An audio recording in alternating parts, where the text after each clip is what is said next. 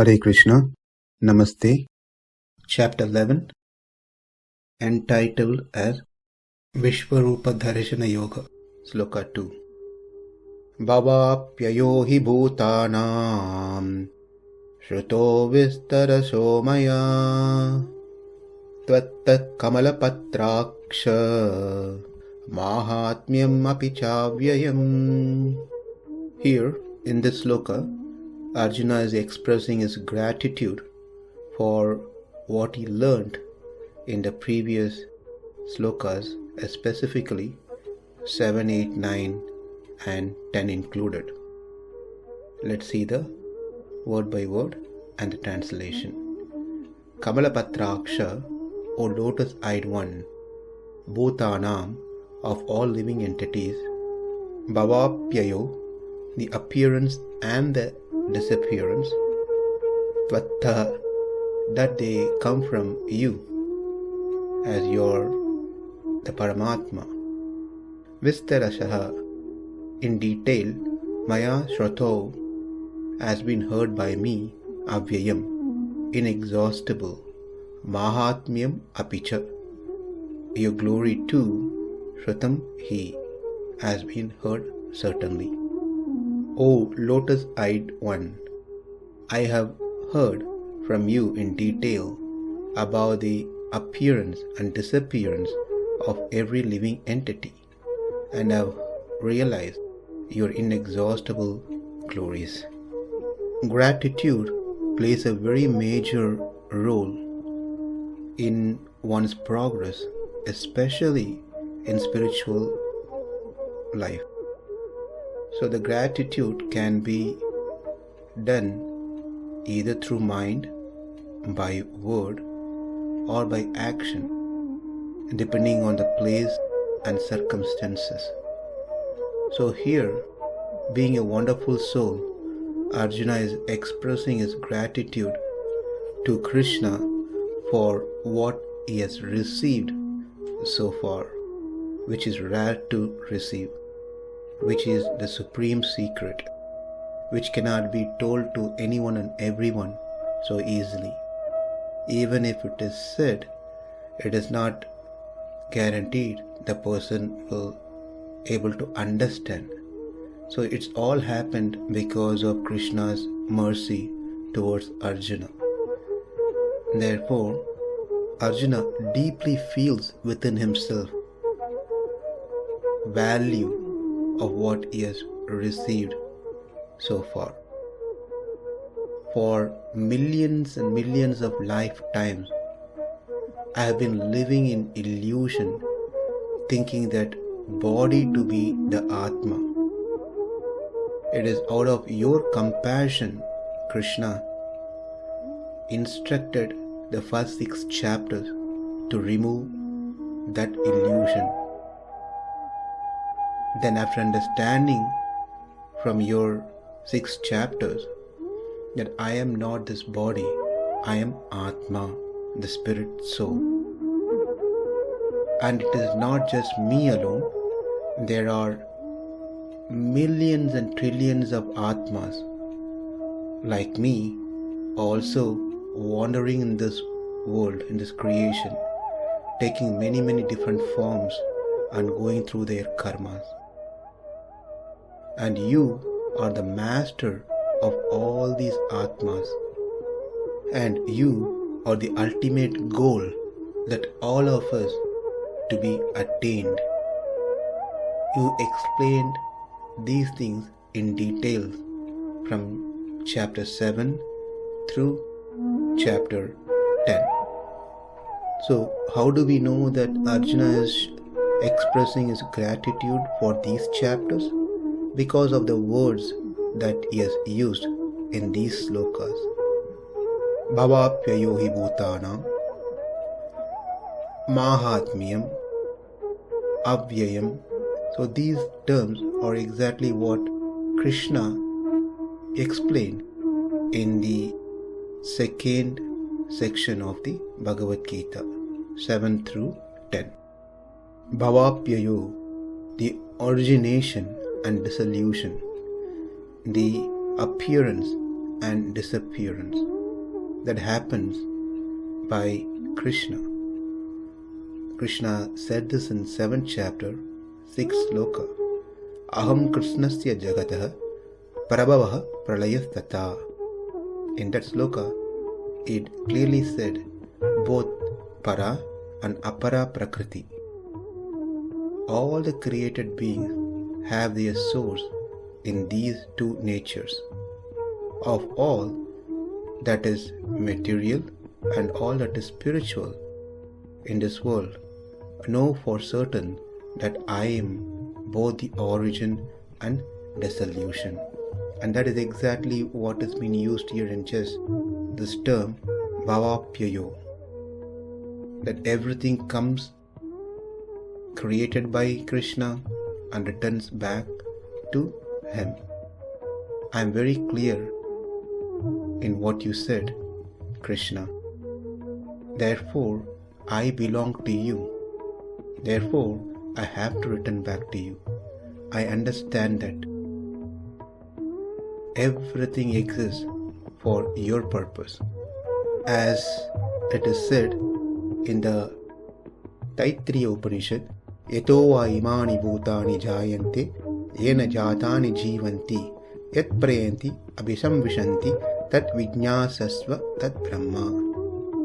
It clearly states that everything comes from that Supreme Lord, Supreme Brahman, and then everything enters back at the end to Him. He is the one that we all should be enquiring about.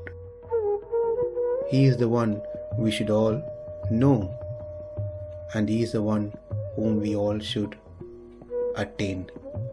Why is that only Krishna should be the goal to attain? That also Krishna you explained in chapter 7. Mattah paratram na anyat kinchit asti dhananjaya. You told me very clearly that there is no truth superior to you.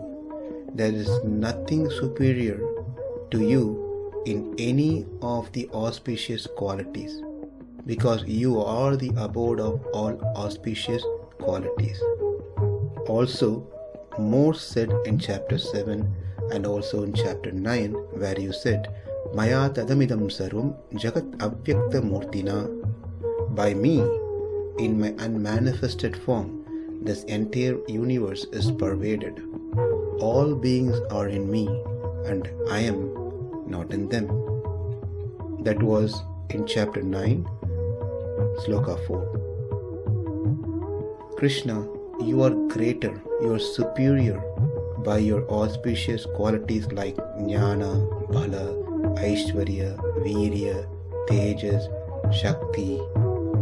You are the one who hold and sustain the entire creation. Any actions, any thoughts, it's all happening because of you. Your greatness cannot be told by anyone. It is not limited by time, place, and numbers, because it has no limits. Your greatness has no limits. And not only that, within each of those qualities, say, take is bhala, strength, itself not limited. Bhala, that is also unlimited. Likewise, all your qualities are unlimited by itself. I understood all these matters from you from previous chapters. You are the Lord who lord overs all sentient and non-sentient things. You create them, you sustain them, you make them function in certain ways, and you also brings their existence to an end. I have learned all these things from you thoroughly.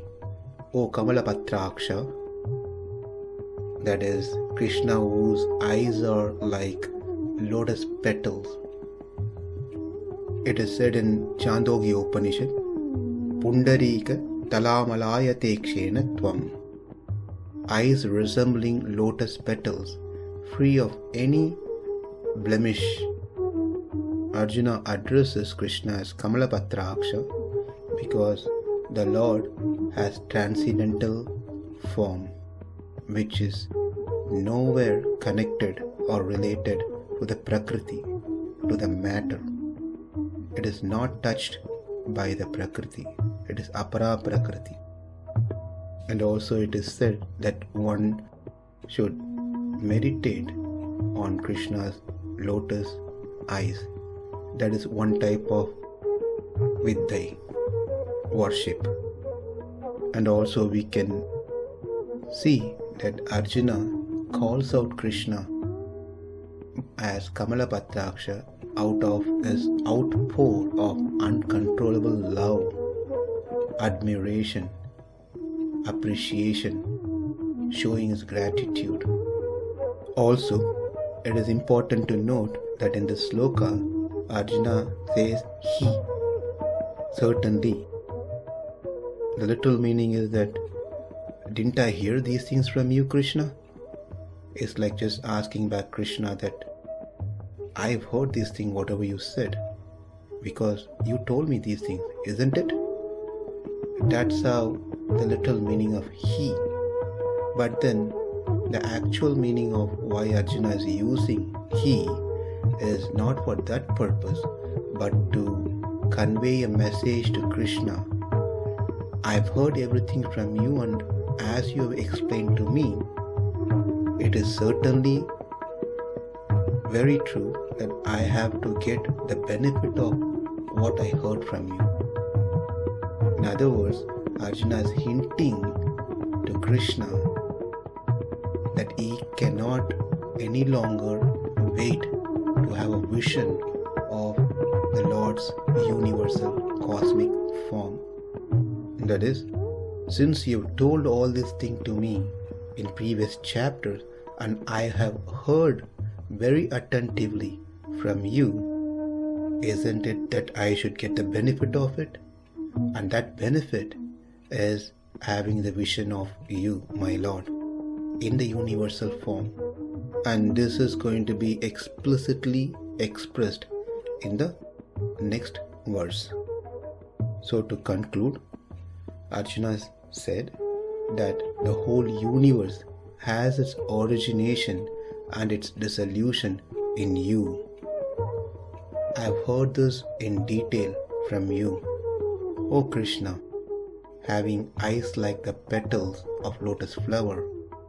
Your eternal and innumerable aspects of greatness have been heard as well. Having heard that, let me express my desire. And that is what is going to be the next sloka. Bhavāpyayau hi bhūtānāṁ śrutau vistaraśo mayā tvattaḥ kamala-patrākṣa māhātmyam api cāvyayam. Namaste. Hare Krishna.